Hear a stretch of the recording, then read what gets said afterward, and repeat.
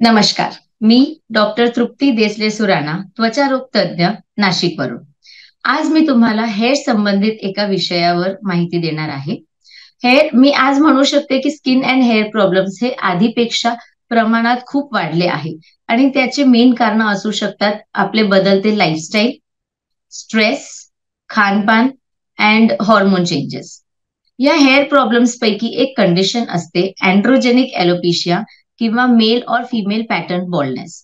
हे आधी आपण 40-50s या एज ग्रुपमध्ये जास्त बघायचो, पण आता आम्ही इव्हन 20s मध्ये सुद्धा हे बघतो आहे.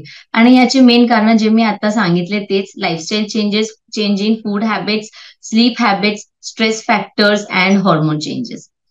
तर या हेअर कंडिशन मध्ये एक खूप common scalp solution as a treatment use केला जातो, तो म्हणजे मिनॉक्सिडिल लोशन. या मिनॉक्सिडिल बद्दल आज आपण काही माहिती जाणून घेणार आहे. फर्स्टली, मेजॉरिटी हेअर पेशंट्स हे मिनॉक्सिडिल ऑलरेडी यूज करून येतात. काही डॉक्टर्स प्रिस्क्रिप्शनमुळे, काही ऑनलाईन व्हिडिओज किंवा ऍड्स बघून, किंवा मित्रांनी सांगितले आहे म्हणून.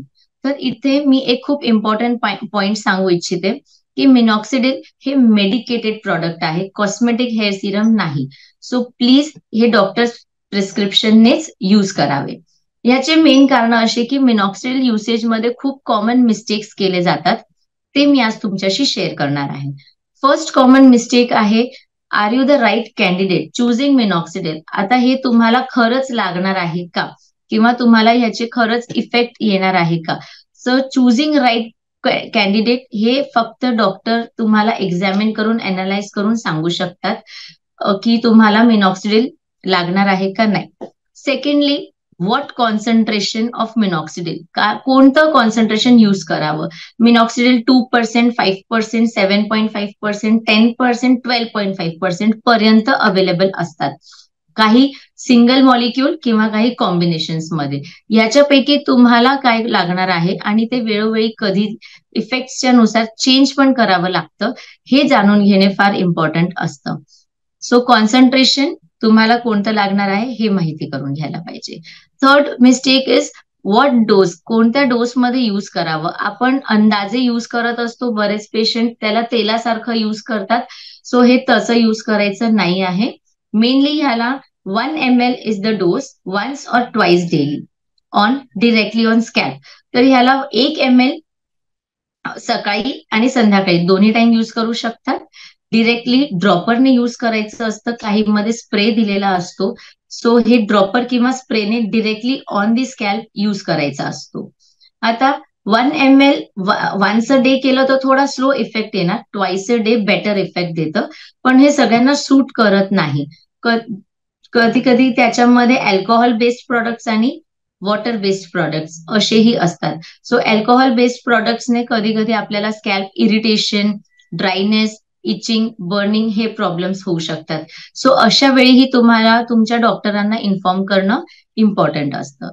Fourth point is duration of application, कधीपर्यंत अप्लाय केलं पाहिजे. सो किती ड्युरेशन आहे, most commonly theoretical 6 to 8 months आपण म्हणतो, बट अकॉर्डिंग टू पेशंट्स हे व्हेरी करतं. सो 6 to 8 months यूज केल्यानंतर मेनी टाइम्स याला ऍज अ मेंटेनन्स एक शॉर्ट डोस मध्ये कमी वेळासाठी कंटिन्यू ठेवावं लागू शकतं.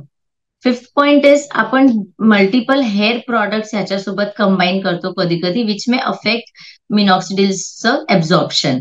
म्हणजे काही hair creams, hair gels use करायचे असेल तर इट इज ऑलवेज ऍडवायझेबल की आपण मिनॉक्सिडिल पहिले अप्लाय करायचं स्कॅल्प वरती, ते पूर्ण ड्राय होऊ द्यायचं, which will take at least 15 minutes to half an आवरचा तरी गॅप ठेवायला पाहिजे. अर्ध्या तासानंतर तुम्ही तुमचे दुसरे हेअर क्रीम किंवा हेअर जेल्स हे यूज करू शकतात.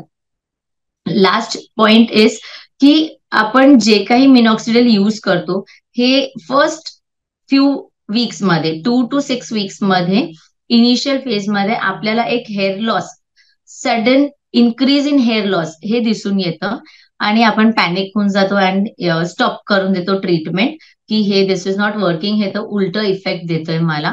तर असं नाहीये. Getting initial hair loss in first month is actually a sign that your minoxidil is working, because first initial increase in hair loss हे कॉमन आहे मिनॉक्सिडिल सोबत, but still you should continue the treatment for at least 4 to 6 months, but always doctors गायडन्सच्या खाली.